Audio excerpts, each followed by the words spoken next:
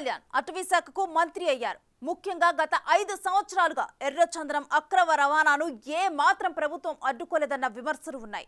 ఆ red sandal సొమ్మునే YCP నేతలు ఎన్నికల్లో వెదజల్లారన్న ఆరోపణలు బలంగా వినిపిస్తున్నాయి. మరి ఇలాంటి పరిస్థితుల్లో గబ్బర్ సింగ్ జూలు విదిలిస్తారా? సీఎం చంద్రబాబు అంచనాలు అందుకొని ఎర్రచందనం పుష్పరాజులకు చెక్ పెడతారా?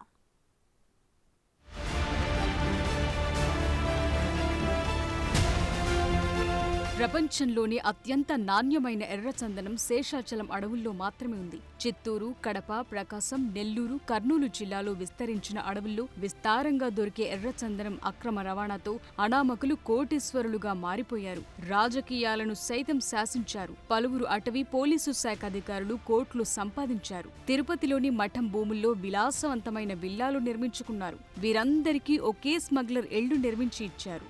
అటవీ శాఖ అధికారులిద్దరూ ఎర్రచందనం స్మగ్లర్లను అడ్డుకోవటంతో గొడ్డళ్లతో కిరాతకంగా హత్య చేశారు. 2014 ఎన్నికల్లో ఓ బడా స్మగ్లర్ కడప జిల్లాలోని 4 నియోజకవర్గాలకు ఆ సొమ్మే ఖర్చు పెట్టాడు. చిత్తూరు జిల్లాలోని స్మగ్లర్లు ఏకంగా 6 నియోజకవర్గాలకు ఖర్చు పెట్టారంటే వారి సంపాదన ఎంతో, రాజకీయంగా వారికి ఎంత పలుకుబడి ఉందో అర్థమవుతుంది. చంద్రగిరి నియోజకవర్గంలో ఓ స్మగ్లర్ అయితే తన పంచాయతీ గెలవటానికి 2013లో జరిగిన ఎన్నికల్లో అక్షరాల 80 లక్షలు ఖర్చు పెట్టారని అప్పట్లో ప్రచారం జరిగింది.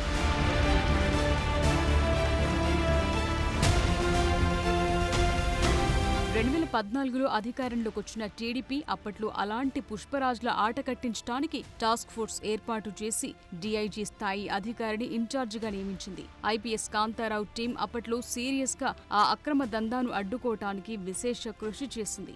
ఏకంగా ఒకేసారి 20 మందిని ఎన్కౌంటర్ చేసి స్మగ్లర్ల గుండెల్లో గుబులు పుట్టించింది. దేశంలో ఎక్కడ ఎర్రచందనం దొరికినా తిరుపతికి తీసుకొచ్చే విధంగా చట్టం చేయించారు. టాస్క్ ఫోర్స్ పోలీసులే కేసులు కట్టే విధంగా చట్టం చేయించారు.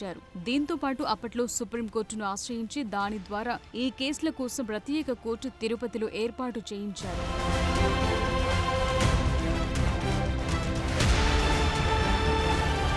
దాన్ని బట్టి అర్థం చేసుకోవచ్చు అప్పటి టీడీపీ ప్రభుత్వం రెడ్ శాండిల్ స్మగ్లర్లను ఎంత సీరియస్ గా హ్యాండిల్ చేసిందో. ఆ క్రమంలో వేల టన్నుల ఎర్రచందనం పట్టుబడి గోడౌన్స్ లోకి చేరింది.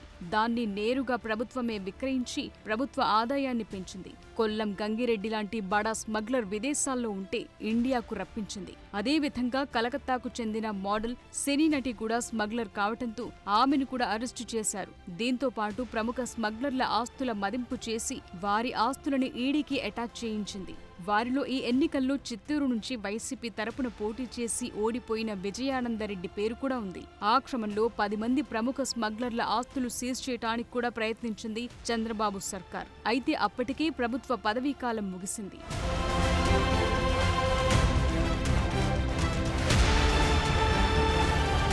2019 ఎన్నికల్లో వైసీపీ అధికారంలోకి రావడంతో టాస్క్ ఫోర్స్ కార్యకలాపాలు పెద్దగా కొనసాగలేదు. సిబ్బందిని తగ్గించారు. డీఐజీ స్థాయి అధికారి ప్లేస్లో అడిషనల్ ఎస్పీ స్థాయి అధికారిని నియమించారు. దాంతో పాటు నిధులు తగ్గించారు. కనీసం కోంబింగ్ కూడా సక్రమంగా జరగలేదు. ఆ క్రమంలో ఎర్రచందనం అక్రమ దందా మరింతగా పెరిగింది. కొంతమంది నాయకుల కనుసన్నల్లో స్మగ్లింగ్ జరిగిందన్న ప్రచారం జరిగింది. దాంతో పాటు ఏరియాలను నాయకులు పంచుకున్నట్టు సమాచారం. మరోవైపు పోలీస్, అటవీ శాఖ సిబ్బంది మీద దాడి జరిగినా పట్టించుకున్న వారే కనిపించలేదు. పీలేరు నియోజకవర్గంలో ఎర్రచందనం అక్రమ రవాణా అడ్డుకోవటానికి ప్రయత్నించిన యువ పోలీస్ గణేష్ పై కారెక్కించి మరీ చంపారు. చంపింది తమిళనాడుకు చెందిన స్మగ్లర్ గా పోలీసులు తేల్చారు. అయితే దాని వెనుక స్థానికంగా వైసీపీ నేతగా చెలామణి అవుతున్న ఒక స్మగ్లర్ హస్తం ఉందనేది బహిరంగ రహస్యం. అదేవిధంగా శ్రీకాళహస్తి వెంకటగిరి బార్డర్లో ఉన్న చెక్పోస్టులో కూడా ఓ పోలీస్ పై కారెక్కించారు. అతను 6 నెలల పాటు ఆసుపత్రిలో ఉండాల్సొచ్చింది. ఇలాంటి ఘటనలు అనేకం జరిగాయి.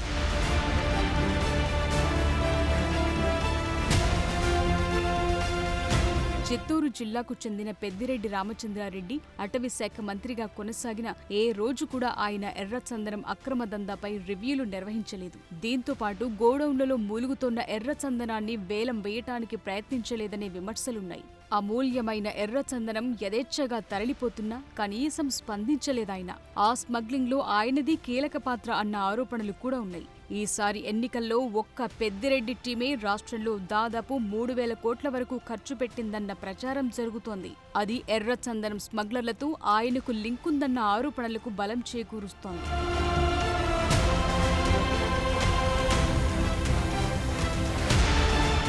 ఇకిప్పుడు సీన్ రివర్స్ అయ్యింది. ఇప్పుడు గబ్బర్ సింగ్ అటవీ శాఖ మంత్రి అయ్యారు. ఆయన స్క్రీన్ మీదే కాదు రియల్ లైఫ్ లోనూ తాను హీరోననే నిరూపించుకుంటారని, ఎర్రచందనం అక్రమ దందాదారుల పని పడతారని ఆయన అభిమానులంటున్నారు. ముఖ్యంగా జనసేన అధినేత పవన్ కళ్యాణ్ ను ఓడించడానికి చిత్తూరు జిల్లా నేతలు పెద్ద ఎత్తున నిధులను ఖర్చు పెట్టడమే కాకుండా పిఠాపురంలో మకాం వేసి పనిచేశారు. కుప్పం, హిందూపురం, పిఠాపురం, మంగళగిరిలలో చక్రం తిప్పటమే కాకుండా ఇక్కడి నేతలే మొత్తం వ్యవహారం నడిపారనేది వాస్తవం. తమను ఓడించటానికి పెద్దిరెడ్డి కొంతమంది ప్రముఖ స్మగ్లర్ల సాయం తీసుకున్నారని టీడీపీ, జనసేన నాయకులు బలంగా నమ్ముతున్నారు. మొత్తం మీద పవన్ కళ్యాణ్ స్మగ్లర్ల అంతు చూడ్డానికి రెడీ అయ్యారని అంటున్నారు జన సైనికులు. ఎర్రచందనం అక్రమ దందా అరికట్టడమే తమ లక్ష్యమని సీఎం చంద్రబాబు నాయుడు ఇప్పటికే తిరుమలలో చెప్పారు. మరీ చూడాలి గబ్బర్ సింగ్ యాక్షన్ ప్లాన్ ఎప్పుడు స్టార్ట్ అవుతుందో.